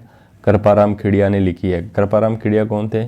सीकर के शासक लक्ष्मण सिंह के दरबारी कवि थे और इन्होंने अपना जो सेवक है ना राजिया, इसके नाम से रचनाएं लिखी है। ये प्रमुख रचना कौन सी है? राजियारा सोठा। यह मारवाड़ी बोली में लिखी गई है। नेक्स्ट है बीठू सूजा। नेक्स्ट कवि कौन सा है? बीठू सूजा। इसकी प्रमुख रचनाएं कौन सी हैं? राव जैत सिरो छंद। शैली कौन सी है? डिंगल शैली में। इस ग्रंथ में बीकानेर को जो शासक है ना राव जैत सिंह के द्वारा बाबर के पुत्र कामरान को युद्ध में पराजित करने का उल्लेख मिलता है। देखो सीधी सी बात है, बीठू सूजा इनका ग्रंथ कौन सा है? राव जैत सिरो छंद। कौन सी शैली में लिखा है? डिंगल शैली में लिखा है। इसमें क्या है? बीकानेर को जो शासक है ना राव जैत सिंह ने बाबर का जो पुत्र है ना कामरान, उसको पराजित करने का उल्लेख इसमें मिलता है। नेक्स्ट बात करते हैं राव जैत सिंह द्वारा कामरान को पराजित करने के उपलक्ष्य में देशनोक में करणी माता के मंदिर की नींव रखी थी। राव जैत सिंह ने जैसे ही कामरान को पराजित किया, उसी के खुशी के उपलक्ष्य में देशनोक में जो करणी माता का जो मंदिर है उसकी नींव रखी गई है। हाँ, नेक्स्ट बात करते हैं गौरीशंकर हीरानंद ओझा। गौरीशंकर हीरानंद ओझा, इनका जन्म स्थान है रोहिड़ा सिरोही में। यह जो अपना साहित्यिक जो गुरु है वो किसको मानते हैं? कवि राजा श्यामल दास को अपना साहित्यिक गुरु मानते हैं। 1914 में राय बहादुर और 1927 में महोपाध्याय की उपाधि इनको दी गई थी। 1914 में तो राय बहादुर की और 1927 में महामहोपाध्याय की इनको उपाधि दी गई थी। इसके बाद में देखते हैं कि इन्होंने कर्नल जेम्स टोड तथा नैन्सी द्वारा लिखी गई ऐतिहासिक जो रचनाएं हैं उनका पुनः संपादन किया। इन्होंने कर्नल जेम्स टोड और मोहनो जो नैन्सी हैं उनके द्वारा लिखी गई जो ऐतिहासिक जो रचनाएं हैं उनका क्या किया? पुनः संपादन किया। इनकी जो प्रमुख रचनाएं हैं गौरीशंकर हीरानंद ओझा की, उसमें है प्राचीन भारतीय लिपिमाला, सोलंकियों का इतिहास, सिरोही राज्य का इतिहास, राजपूताने का इतिहास। क्या क्या है प्रमुख रचनाएं? प्राचीन भारतीय लिपिमाला, सोलंकियों का इतिहास, सिरोही राज्य का इतिहास, राजपूताने का इतिहास, इनकी प्रमुख रचनाएं हैं। देखो ये पिछली बार यहीं से क्वेश्चन आया था आरपीएससी फर्स्ट ग्रेड में, दशरथ शर्मा। देखो इनकी प्रमुख रचना है द अर्ली चौहान डायनेस्टी, चौहानों का इतिहास इसमें मिलता है। The Rajasthan through the edges, Rajasthan through the edges और द अर्ली चौहान डायनेस्टी, ये दशरथ शर्मा की प्रमुख रचनाएं हैं। देखो पूरा देखते हैं दोबारा से। अर्ली चौहान डायनेस्टी, इसमें चौहानों का इतिहास मिलता है। राजस्थान थ्रू एजेज, ये दो प्रमुख दशरथ शर्मा की बुक्स हैं। नेक्स्ट है रीमा आहूजा। रीमा आहूजा है ना, इन्होंने इनकी रचना क्या है? History of Rajasthan. रीमा आहूजा की कौन सी बुक है? हिस्ट्री ऑफ राजस्थान, काफ़ी अच्छी बुक है ये भी, है ना। देखो नेक्स्ट बात करते हैं वीर भाण। वीरभाण ने रचना लिखी है राजरूपक की। वीरभाण की रचना किसने की? राजरूपक की, सॉरी, राजरूपक की रचना किसने की? वीरभाण ने की। नेक्स्ट है बादर डाढ़ी। नेक्स्ट कवि कौन सा है? बादर डाढ़ी। ये डिंगल के क्या थे? प्रथम कवि थे। इनकी रचना है वीर मायण। वीर मायण। बादर डाढ़ी डिंगल के प्रथम कवि थे। रचना कौन सी है? वीर मायण। नेक्स्ट है मेघराज मुकुल। नेक्स्ट कवि कौन से हैं? मेघराज मुकुल। जन्म होता है राजगढ़ चूरू में। मेघराज मुकुल, मेघराज मुकुल जन्म होता है राजगढ़ चूरू।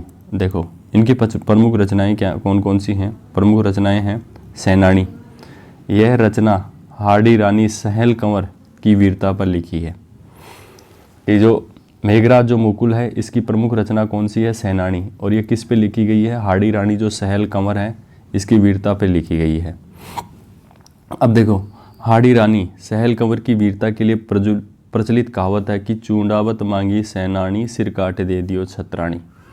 तो देखो हाड़ी जो रानी है ना सहल कंवर, महाराणा राज सिंह के सेनापति थे रतन सिंह चूंडावत की पत्नी थी। जो हाड़ी रानी तो सहल कंवर, जो उदयपुर के जो महाराजा थे राज सिंह, इनके सेनापति थे रतन सिंह चूंडावत, इनकी क्या थी? पत्नी थी। नेक्स्ट है colonel James Tod. Colonel James Tod, देखो इनका जो जन्म है 1782 में इलिंगस्टन स्कॉटलैंड में हुआ था। कर्नल जेम्स टोड का जन्म कहाँ हुआ? 1782 इलिंगस्टन स्कॉटलैंड में हुआ। इन्हें राजस्थान इतिहास के जनक या पितामह कहा जाता है। कर्नल जेम्स टोड को क्या कहा जाता है? राजस्थान इतिहास के जनक और पितामह कहता है। इनकी उपाधि है घोड़े वाले बाबा। इनके जो गुरु थे यति ज्ञानचंद्र थे। इनके गुरु कौन थे? यति ज्ञानचंद्र थे। 1818 ईस्वी में कर्नल टोड मेवाड़ के पॉलिटिकल एजेंट बनकर आए थे। 1818 में कर्नल टोड हैं वो मेवाड़ के क्या बन के आए थे? पॉलिटिकल एजेंट बन के आए थे। इसके बाद में है ना, इसके बाद में कर्नल जेम्स टोड ने ब्यावर के निकट टोडगढ़ का किला बनवाया था। कर्नल जेम्स टोड ने किसका निर्माण कराया? ब्यावर के जो निकट है टोडगढ़ का किला, उसका निर्माण कराया था। और कर्नल जेम्स टोड ने मानमोरी शिलालेख की खोज की थी। कर्नल जेम्स टोड ने किसकी खोज की थी? मानमोरी शिलालेख की खोज की थी। अब देखो इनकी प्रमुख रचनाएं हैं कर्नल जेम्स टोड की। उसमें है पहला है annals and antiquities of Rajasthan. Annals and antiquities of Rajasthan. Anal and antiquities of Rajasthan. इसका दूसरा नाम है central and western Rajput state of India. Central and western Rajput state of India. इस पुस्तक के 2 भाग हैं और 85 अध्याय हैं। जो central and western Rajput state of India में इसमें कितने भाग हैं? 2 भाग और 85 अध्याय हैं। इस पुस्तक का जो प्रथम भाग जो है ना, प्रथम भाग 1829 में प्रकाशित हुआ, जिसमें मेवाड़ का जो इतिहास है इसके बारे में था। इसके बारे में 1832 में, इसके बाद 1832 में पुस्तक का दूसरा भाग प्रकाशित हुआ जिसमें राजस्थान की अन्य रियासतों का इतिहास था। देखो 1829 में जो प्रकाशित हुई उसमें तो केवल मेवाड़ का इतिहास था, और 1832 में जो दूसरा भाग प्रकाशित हुआ तो राजस्थान की जो अन्य रियासतें हैं उनका इतिहास इसमें देखने को मिलता है। नेक्स्ट बात करते हैं। सर्वप्रथम राजस्थान रायथान या रजवाड़ा शब्द का प्रयोग जो है ना कर्नल टोड ने इसकी पुस्तकों में किया है, इसी पुस्तक में किया है। Annals and antiquities of Rajasthan में ना, राजस्थान के लिए राजस्थान रायथान या रजवाड़ा जो शब्द है कर्नल जेम्स टोड ने इसी पुस्तक में किया था। देखो कर्नल जेम्स टोड ने राजस्थान के लिए लिखा है। देखो कर्नल जेम्स टोड ने राजस्थान के लिए क्या लिखा है? देखो ध्यान से समझेंगे। कर्नल जेम्स टोड ने राजस्थान के लिए क्या लिखा है? यहाँ ऐसा कोई गांव नहीं जिसमें थर्मोपोली घर नहीं, जिसमें लियोनडास जैसा युद्ध पैदा नहीं हुआ हो। मतलब कर्नल जेम्स टोड कहता है कि यहाँ पे ऐसा कोई गांव नहीं है जिसमें थर्मोपोली जैसा घर नहीं और लियोनडास जैसा कोई युद्ध पैदा नहीं हुआ। ऐसा कोई गांव नहीं है, मतलब पूरा वीरता से भरा हुआ है। देखो कर्नल जेम्स टोड की अन्य रचनाएं हैं ट्रेवल इन वेस्टर्न इंडिया या पश्चिमी भारत की यात्रा। ट्रेवल इन वेस्टर्न इंडिया, इस पुस्तक में राजपूतों के रीति रिवाजों, प्रथाओं एवं कुप्रथाओं का वर्णन किया गया है।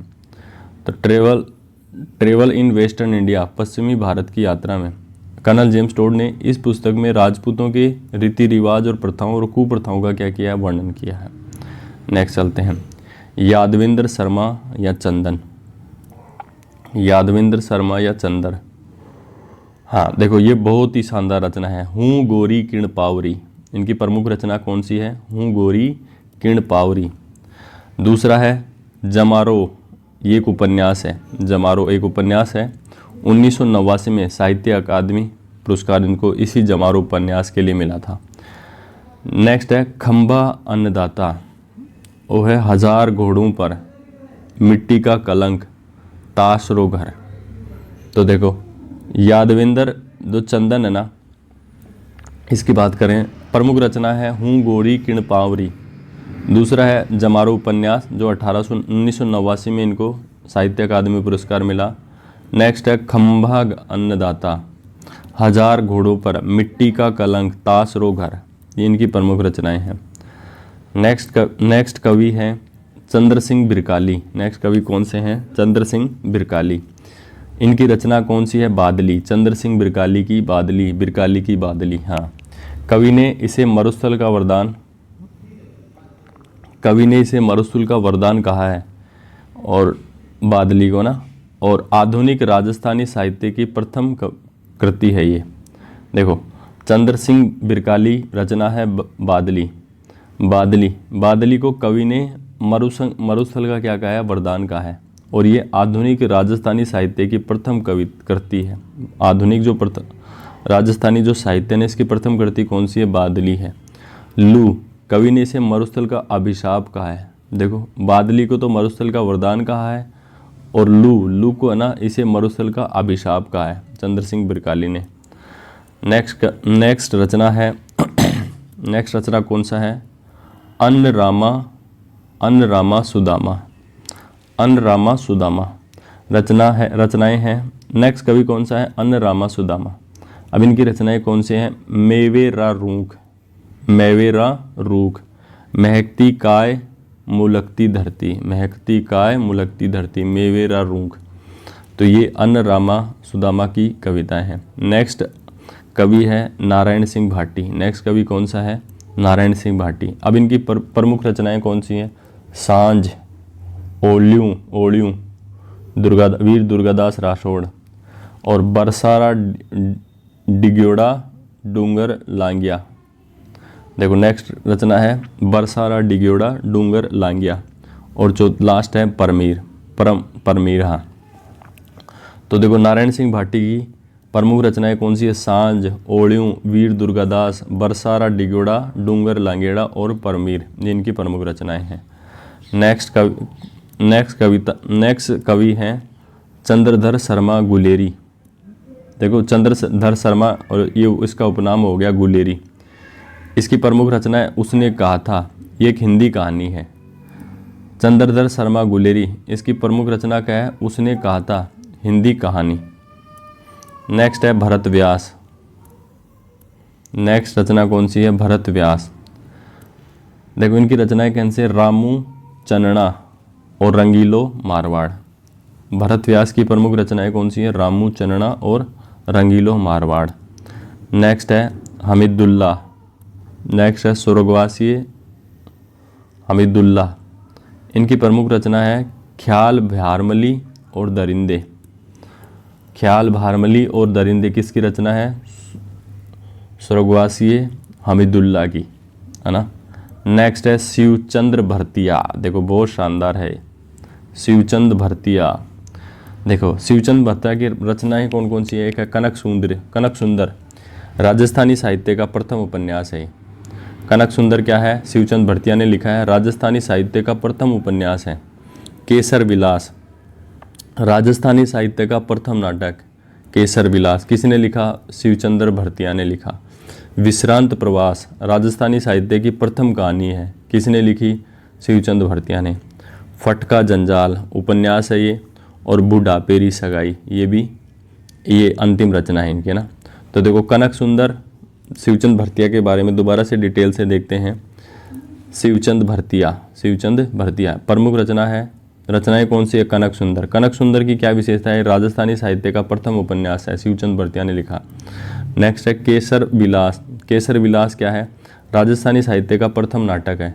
नेक्स्ट है विश्रांत प्रवास। विश्रांत प्रवास है राजस्थानी साहित्य की प्रथम कहानी है। नेक्स्ट है फटका जंजाल। फटका जंजाल ये क्या है? ये उपन्यास है। और बुढ़ापेरी सगाई ये भी इनकी रचना है। तो देखो शॉर्ट में ध्यान रख सकते हैं, शिवचंद भरतिया के कौन कौन से हैं? कनक सुंदर, केसर विलास, विश्रांत प्रवास, फटका जंजाल और बुढ़ापेरी सगाई। नेक्स्ट है कवि है अर्जुन सिंह शेखावत। नेक्स्ट कवि कौन से हैं? अर्जुन सिंह शेखावत। ये कहाँ के थे? पाली के। अब देखो इनकी रचना है भाखर्रा भूमिया। भाखर्रा भूमिया आदिवासियों की वीरता पर है। ये 2021 में इनको पद्मश्री मिला है। देखो अर्जुन सिंह शेखावत रचना कौन सी है? भाखर्रा भूमिया, आदिवासियों की वीरता पर ये कविता लिखी गई है और 2021 में इनको पद्मश्री मिला है। देखो नेक्स्ट है IAS अधिकारी हैं जितेंद्र कुमार सोनी। जितेंद्र कुमार सोनी हैं, इनकी रचना है रणखार और भणाईरो मारक। भणाईरो मारक और रणखार। जितेंद्र कुमार सोनी IAS हैं ये, वर्तमान में जयपुर में। हाँ नेक्स्ट है देखो जितेंद्र कुमार सोनी की रचना कौन सी होगी? रणखार और भणाईरो मारक। भणाईरो मारक। नेक्स्ट है नाथू सिंह महियारिया। नाथू सिंह महियारिया लेकिन है ना। नाथू सिंह महियारिया की देखो प्रमुख रचनाएं कौन सी हैं? करणी शतक, चूंडा शतक, हाड़ी रानी शतक। देखो नाथू सिंह महियारिया की प्रमुख रचनाएं कौन सी है? करणी शतक, चूंडा शतक, हाड़ी रानी शतक। ये नाथू सिंह महियारिया की क्या है? प्रमुख रचनाएं हैं। नेक्स्ट कवि है चंद्र प्रकाश देवल। देखो ये भी बहुत अच्छी, बहुत बार एग्जाम में पूछी है। चंद्र प्रकाश देवल की प्रमुख रचनाएं कौन सी है? पागी और दूसरा है बोल माधवी। एक तो है पागी, एक है बोल माधवी। लेखक कौन है? चंद्र प्रकाश देवल। चंद्र प्रकाश देवल। नेक्स्ट कवि की बात कर रहे हैं अपन। नेक्स्ट कवि है रांगे राघव। रांगे राघव बहुत शानदार कवि हैं ये भी। इनकी रचनाएं हैं घरौंदा, मिट्टी का घर, कब तक पुकारूं। देखो कवि हैं रांगे राघव, रचना है घरौंदा, मिट्टी का घर और कब तक पुकारूं। नेक्स्ट है श्री नाथमल जोशी। श्री लाल नथमल जोशी। देखो श्री लाल नथमल जोशी। देखो इनकी रचनाएं कौन सी हैं? आभय पटकी। आभय पटकी ये स्वतंत्रता के पश्चात लिखी गई प्रथम राजस्थानी रचना है। आभय जो पटकी है जो श्री लाल नथमल जोशी के द्वारा लिखी गई स्वतंत्रता के बाद में प्रथम राजस्थानी रचना है। नेक्स्ट है सबड़का। नेक्स्ट कौन सी है? सबड़का। एक बीननी दो बींद, ये भी श्री नथमल जोशी की है। एक बीननी दो बींद। धोरारो धोरी। धोरारो धोरी। LP टेसीटोरी। LP जो टेसीटोरी है ना, इसकी जीवनी है ये। परण्योड़ी कुंवारी।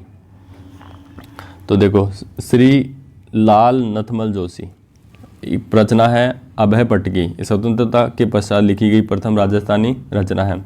उसके बाद में सबड़का, एक बीननी दो बींद, धोरा रो धोरी, परण्योड़ी, ये सब किसकी है? श्री नथमल जोशी की रचनाएं हैं। नेक्स्ट चलते हैं जैन साहित्य की। अब बात करेंगे किसकी बात करेंगे? जैन साहित्य की। जैन धर्म का जो धार्मिक साहित्य है ना, वो क्या कहलाता है? आगम कहलाता है। जैन धर्म का जो धार्मिक जो साहित्य है वो क्या कहलाता है? आगम कहलाता है। अब देखो प्रमुख साहित्यकार कौन कौन से? प्रमुख जैन साहित्यकार कौन है? प्रमुख जैन साहित्यकार कौन है? पहला साहित्यकार है वज्रसेन सूरी। पहला प्रमुख जैन साहित्यकार कौन है? वज्रसेन सूरी। अब देखो वज्रसेन सूरी है ना, इसकी प्रमुख रचनाएं कौन कौन सी हैं? वज्रसेन सूरी की प्रमुख रचनाएं हैं भरतेश्वर बाहुबली घोर। वज्रसेन सूरी की प्रमुख रचनाएं कौन कौन सी है? भरतेश्वर बाहुबली घोर। यह राजस्थानी साहित्य की सबसे प्राचीन रचना मानी जाती है। देखो वज्रसेन सूरी की प्रमुख रचना है भरतेश्वर बाहुबली घोर। वज्रसेन सूरी की प्रमुख रचना कौन सी है? भरतेश्वर बाहुबली घोर। यह राजस्थानी साहित्य की सबसे प्राचीन रचना मानी जाती है। पहली बात, इसका जो रचना का काल है 1168 ईस्वी में है। इस ग्रंथ में ऋषभदेव के पुत्र भरतेश्वर तथा बाहुबली की वीरता का वर्णन मिलता है। जो वज्रसेन जो सूरी है ना, इसमें किसका वर्णन मिलता है?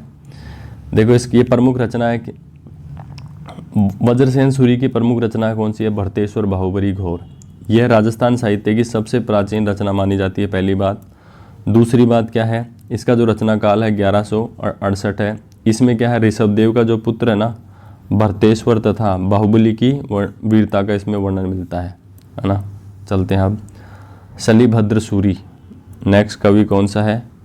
शालिभद्र सूरी। प्रमुख रचना है भरतेश्वर बाहुबली रास। प्रमुख रचना कौन सी है? शालिभद्र सूरी की भरतेश्वर बाहुबली रास। यह राजस्थान साहित्य की दूसरी प्राचीनतम रचना है। राजस्थानी साहित्य की दूसरी प्राचीनतम रचना। इसकी रचना का काल है 1184। हाँ, नेक्स्ट बात करते उद्योतन सूरी। नेक्स्ट कवि है उद्योतन सूरी। उद्योतन सूरी यह गुर्जर प्रतिहार वंश के शासक वत्सराज के दरबारी विद्वान थे। देखो उद्योतन जो सूरी है ना, उद्योतन सूरी गुर्जर प्रतिहार वंश के जो शासक थे ना वत्सराज, उसके क्या थे? दरबारी कवि थे। और इनका प्रमुख रचना है कुबलय माला। कुबलय माला, कुबलय माला। अब देखो इस कुबलय माला में क्या है? इस ग्रंथ में गुर्जर प्रतिहार वंश का इतिहास लिखा है। जो कुबलय माला है ना, इसमें गुर्जर जो प्रतिहार वंश है इसका क्या है? इतिहास लिखा है। इस ग्रंथ में 18 भाषाओं का उल्लेख मिलता है। कितनी भाषाओं का उल्लेख मिलता है? 18 भाषाओं का उल्लेख मिलता है। सर्वप्रथम मरुभाषा शब्द का उल्लेख इसी कुबलय माला में किया गया था। मरुभाषा शब्द है ना, इसका सबसे पहले उल्लेख किसमें किया गया? इसी कुबलय माला में किया गया। नेक्स्ट कवि है मुनि हेमरतन सूरी। मुनि हेमरतन सूरी। इनकी रचना है गोरा बादल पद्मिनी चरित्र चौपाई। गोरा बादल पद्मिनी चरित्र चौपाई। नेक्स्ट है जय सिंह सूरी। नेक्स्ट कवि कौन है? जय सिंह सूरी। इनकी रचना है हमीर मदमर्दन। जय सिंह सूरी की रचना क्या है? हमीर मदमंदर, हमीर मदमर्दन। एक है नयन चंद्र सूरी। इन्होंने लिखा है हमीर महाकाव्य। देखो जय सिंह सूरी ने तो कौन सा लिखा है? हमीर मदमर्दन। जय सिंह, जय में है ना मदमर्दन, नयन में हमीर महाकाव्य। हाँ, नयन चंद्र सूरी हमीर महाकाव्य। उसके बाद में है मेरुतुंग। मेरुतुंग रचना है प्रबंध चिंतामणि। मेरुतुंग की रचना का नाम क्या है? प्रबंध चिंतामणि। नेक्स्ट है हेमचंद्र सूरी। नेक्स्ट कवि कौन सा है? हेमचंद्र सूरी। इनकी रचना का नाम है कुमारपाल चरित्र। हेमचंद्र सूरी की रचना का क्या नाम है? कुमारपाल चरित्र। इसके बाद में कुशल नाभ। कुशल नाभ ने लिखी है पिंगल शिरोमणि और डोला मारोरी चौपाई। देखो पूरा देखते हैं दोबारा से। देखो नैनचंद सूरी ने क्या लिखा है? हमीर महाकाव्य। मेरुतंग ने लिखा है प्रबंध चिंतामणि। हेमचंद्र सूरी ने लिखा है कुमारपाल चरित्र। और कुशल नाभ ने क्या लिखा है? पिंगल शिरोमणि या डोला मारूरी चौपाई। ये किसने लिखा है? कुशल नाभ ने लिखा है। अब चलते हैं नेक्स्ट आगे। अब देखो अन्य साहित्यिक रचनाएं कौन कौन सी हैं जो छूट गई है, उसको देख लेते हैं, है ना। देखो सबसे पहले बिसलदेव या विग्रहराज चतुर्थ। इन्होंने क्या लिखा है? हरिकेली नाटक लिखा है जो संस्कृत भाषा में है। बिसलदेव या विग्रहराज चतुर्थ रचना कौन सी है? हरिकेली, जो संस्कृत भाषा में है। राणा कुंभा ने कौन कौन से लिखे हैं? देखो राणा कुंभा भी बहुत बड़ा कवि था। इन्होंने लिखा है, देखो रचना कौन सी है? संगीत राज। देखो राणा कुंभा की रचना है संगीत राज। संगीत राज में ना 5 खंड हैं। कौन कौन से? पाठ रतन कोश, गीत रतन कोश, नृत्य रतन कोश, रस रतन कोश और बाग रतन कोश। तो देखो दोबारा से बात करते हैं। राणा कुंभा रचना है संगीत राज। कितने खंड? 5 खंड। पाठ रतन कोश, गीत रतन कोश, नृत्य रतन कोश, रस रतन कोश और बाग रतन कोश। इसके बाद में कुंभा की और भी रचनाएं हैं। कामराज रतिसार। कौन सी है? कामराज रतिसार। सुधा प्रबंध भी कह सकते हैं या सूड प्रबंध भी कह सकते हैं। संगीत मीमांसा, रसिक प्रिया। रसिक प्रिया भी कुंभा ने लिखी है। गीत गोविंद जयदेव की ये टीका है उस पर लिखी है ना। इसके बाद में है सोमदेव। सोमदेव कौन था, सबसे पहले बात करते हैं। सोमदेव था कौन, ये विग्रहराज चतुर्थ का क्या था, दरबारी कवि था। अब इसने क्या लिखी है देखो, विग्रहराज चतुर्थ का दरबारी। सोमदेव कौन था, विग्रहराज चतुर्थ का दरबारी कवि। इसकी रचना कौन से है, ललित विग्रहराज। रचना कौन सी है, ललित विग्रहराज। इस ग्रंथ में विग्रहराज चतुर्थ व इंद्रपुरी की राजकुमारी तेसल देवी की प्रेम कथा है। देखो ललित विग्रहराज में क्या है, विग्रहराज चतुर्थ और इंद्रपुरी की जो राजकुमारी है ना देसल देवी, इसकी प्रेम कथा का इसमें वर्णन मिलता है। नेक्स्ट बात करते हैं जसवंत सिंह फर्स्ट। नेक्स्ट बात करते हैं जसवंत सिंह फर्स्ट। देखो इनकी रचना है भाषा भूषण, आनंद विलास और गीता महात्म्य। जसवंत सिंह फर्स्ट ने कौन कौन सी बुक लिखी है, भाषा भूषण, आनंद विलास और गीता महात्म्य। जसवंत सिंह, भाषा भूषण, आनंद विलास, गीता महात्म्य।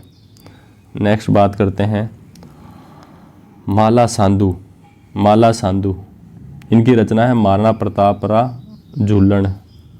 माला साधु ने कौन सी ग्रंथ देखो माला साधु ने किसकी रचना की है, महाराणा प्रतापरा झूलन इसकी रचना की है।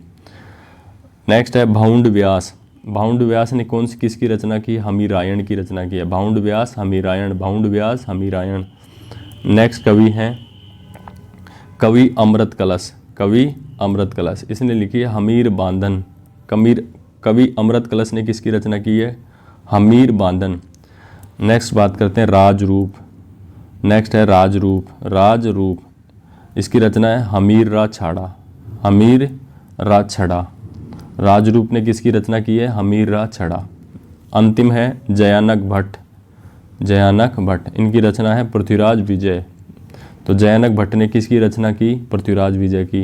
राजरूप ने किसकी रचना की, हमीर रा छड़ा। हमीर रा छड़ा। हाँ, कवि अमृत कैलाश ने किसकी रचना की, हमीर बंधन की। भाउंड व्यास ने किसकी की, हमीरायण की। तो ये सब हैं। तो यहीं पे अपना राजस्थानी साहित्य समाप्त होता है।